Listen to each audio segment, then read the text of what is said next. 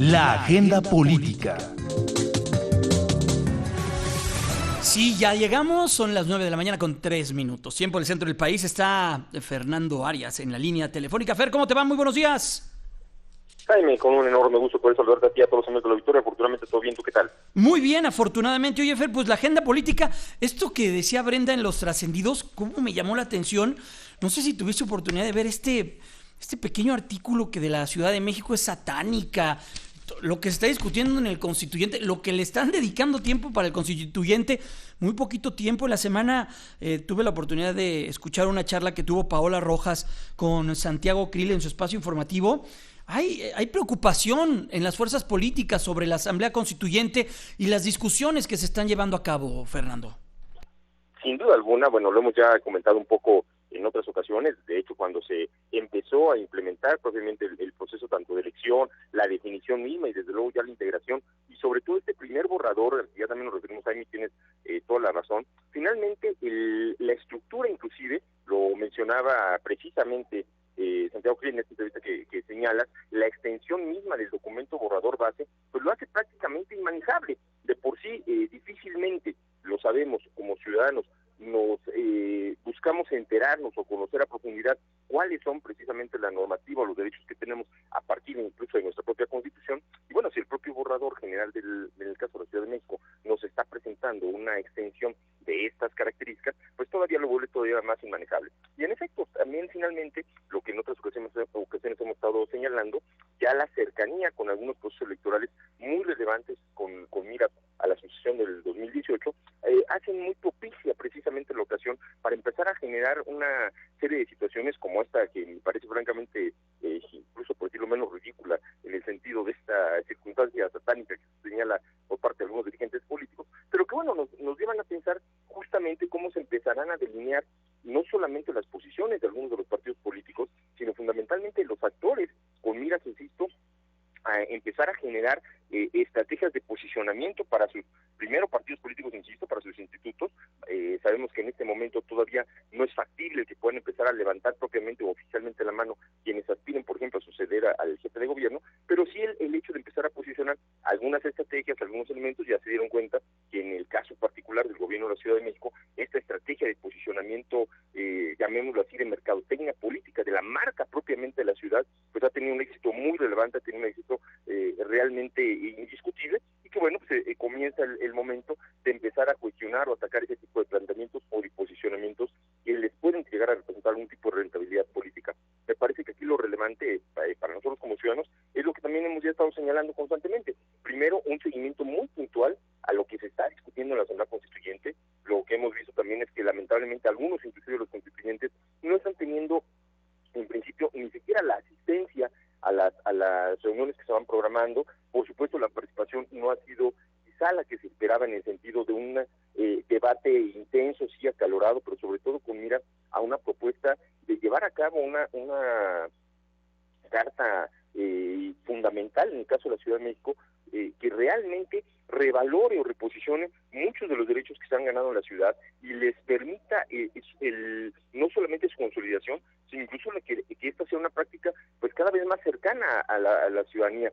Sabemos, por ejemplo, que en caso particular de la Constitución General de la República se establecen una serie de derechos fundamentales, pero que hoy todavía se antojan lejanos para la gran mayoría de la población. Bueno, pues el caso de la Ciudad de México tendría que ser precisamente la oportunidad para cómo desde la Carta Magna poder permitir justamente que muchos de estos derechos realmente se traduzcan en acciones concretas, en hechos concretos, en beneficio, insisto, de la propia ciudadanía. Me parece que son las acciones relevantes y sin duda alguna pues vamos a estar enfocándonos y enterándonos de cómo conforme primero se vaya acercando ya el plazo para tener lista la propia Constitución. Recordemos que esto debe quedar listo a principios del año que entra. Conforme nos vamos acercando a este proceso, sin duda alguna los señalamientos, las críticas, los cuestionamientos serán cada vez más intensos y bueno, una vez que formalmente ya arranquemos los procesos electorales, que si bien es cierto desde el punto de vista de la autoridad electoral, esos procesos ya arrancaron, pero me refiero ya prácticamente cuando contemos con candidatos, cuando se inicien, en su caso las precampañas, las propias campañas para las 3 gubernaturas y el caso especial de Veracruz para la elección de municipios que tendremos el año que entra, sin duda alguna, insisto, esto se recrudecerá y se pondrá todavía incluso mucho más caliente, un color rojo hormiga, Jaime. Y también, bueno, eso es lo que está sucediendo aquí en la Ciudad de México, bien lo comentas, es trascendente, muy importante, y se tiene una fecha límite que es el próximo mes de febrero. Oye, Fernando, déjame detenerme en lo que está sucediendo a nivel nacional. Vimos la licencia de Javier Duarte a la gubernatura de Veracruz, hoy hay un interinato, quedan algunos días para que se haga la transición de gobierno allá en Veracruz, y también vimos lo que está sucediendo con Guillermo Padres. ¿Cómo ves, cómo debemos de ver nosotros como sociedad y como ciudadanos estos dos pues ejemplos de políticos que no están pasando por su mejor momento? Tanto un político del PRI, como en este caso es Javier Duarte de Ochoa, exgobernador o el gobernador con licencia de, mejor dicho, gobernador con licencia de Veracruz, y Guillermo Padres, el sí exgobernador de Sonora por parte de Acción Nacional. Me parece que son acciones relevantes. Al final, lo que como ciudadanos estamos esperando de parte de los gobiernos es que cumplan con su responsabilidad, que actúen de manera no solamente eficiente, de manera eficaz, que se cumpla el compromiso expresado durante las campañas electorales, sino medularmente que se conduzcan con rectitud, que se conduzcan de acuerdo a lo que establecen las leyes, y esto sin duda alguna conlleva de manera natural, inherente, el tema de la honestidad, de la transparencia y de, por supuesto, el combate a la corrupción. Me parece que el hecho de que en este caso particular, como bien lo señalas, dos gobernadores, en este caso, como bien se marca, un gobernador inclusive con licencia, de distintos partidos políticos, estén enfrentando circunstancias similares, nos debe llevar, primero, ciertamente el deseo sería que ese tipo de cuestiones, en investigaciones o de acusaciones, se dieran en el ejercicio mismo del poder. En el caso particular del gobernador de Veracruz, bueno, prácticamente está terminando su gestión, poco más de 40 días para que formalmente concluya la administración de Javier Duarte. En el caso de Padres, sí ya es un exgobernador, su gestión terminó hace poco más de un año, y en ese sentido el punto referente o el punto medular es que, si bien es cierto que ya están las investigaciones, que se puede presumir algún tipo de responsabilidad, bueno, eso es precisamente la finalidad de las propias investigaciones, lo ideal sería que esto pudiera llevarse a cabo durante el propio ejercicio de la administración del poder. Cada vez nos estamos tardando quizás menos en llevar a cabo ese tipo de procesos. Recordemos que hace algunos años el ver ese tipo de acciones era prácticamente imposible. Después, cuando llegaban a suceder, alcanzaban algunos mandos medios, nunca llegaban al nivel de los gobernadores, inclusive las investigaciones tardaban mucho tiempo, varios años. Hoy por lo menos son un poco más rápidas, un poco más eficientes. Sin embargo, hace falta profundizar en ello. Y yo creo que aquí la acción o lo medular para los ciudadanos y por supuesto también para quienes aspiran a representarnos, es que se den cuenta que finalmente como sociedad ya no estamos tan con los ojos vendados, ya se exige de una manera mucho más contundente, se hace la presión correspondiente por parte de la misma ciudadanía hacia los gobernantes, hacia los distintos instrumentos que tienen para la aplicación de la ley, y sin duda alguna eso es lo que va permitiendo que poco a poco, sobre todo en aquellos casos que se podría presumir, insisto, de manera evidente que hay algún tipo de circunstancia no legal, que se aparta de lo que establece los marcos normativos, la realidad es que, insisto, esta presión de la sociedad va permitiendo que se actúe de esta manera. Entonces, en la medida en que también quienes aspiran a representarnos se den cuenta de ello, sean conscientes de que ya no es posible actuar como se venía haciendo hace muchos años, la realidad es que esto también favorece mucho una democracia mucho más participativa, una democracia mucho más transparente y una democracia también de mejor calidad, en donde el ciudadano tiene claro conocimiento, clara convicción de lo que son sus derechos, de que ya cada vez no solamente el voto vale, sino que realmente tiene elementos de control hacia los representantes más allá de la elección misma, y el hecho de que también los gobernantes lo entiendan para un mejor desempeño en sus cargos. Oye, Fernando, Guillermo Padres ya puede ser considerado prófugo de la justicia con esta ficha roja que emitió la Interpol y que conocimos, le emitió desde, me parece, el 5 o 6 de octubre. A principios del mes. Que la conocimos apenas el viernes pasado. ¿Es considerado ya un prófugo de la justicia?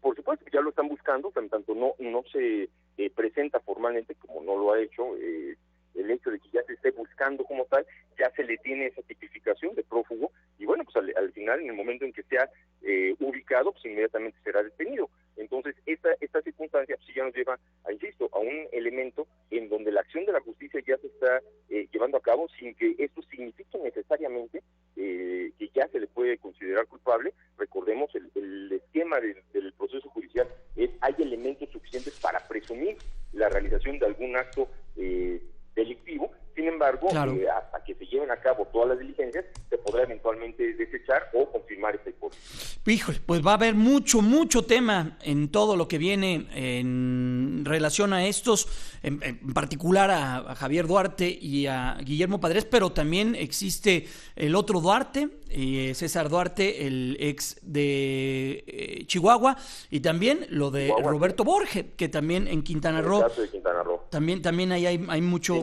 que platicar. Y volvemos al punto, Jaime. Aquí lo relevante es cómo en algunos casos en donde se puede percibir o se puede sospechar que hay alguna acción o algunas acciones irregulares, bueno, cada vez es más cercana el brazo, digamos, de la justicia, la sociedad se manifiesta de manera contundente y eso permite, insisto, que pudiéramos tener elementos de una mejoría respecto de la clase política, de los gobernantes, de los representantes y al mismo tiempo también, por supuesto, de la propia sociedad, en tanto estemos más informados, seamos más participativos, tomemos un papel más protagónico en las acciones públicas, sin duda alguna contaremos con mejores gobiernos. Rendición de cuentas también, bien importante.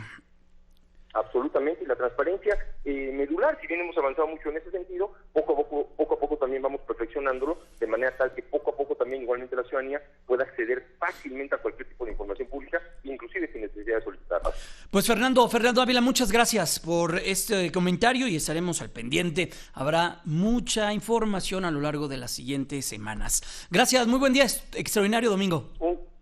Un gusto, Jaime, excelente domingo para ti, para todos los amigos del auditorio, un abrazo. Que estés muy bien, es nuestro compañero Fernando Ávila, nuestro colaborador y también pues especialista en todo lo que tiene que ver con política. Si bien lo señala, habrá mucha información a lo largo de los siguientes días, en particular en este tema, lo que tiene que ver con la situación jurídica de tanto de Guillermo Padres como de lo que viene para Javier Duarte de Ochoa, el gobernador con licencia de Veracruz. Una pausa, son las 9:14, 9:15, vamos a hablar de tecnología, de regreso.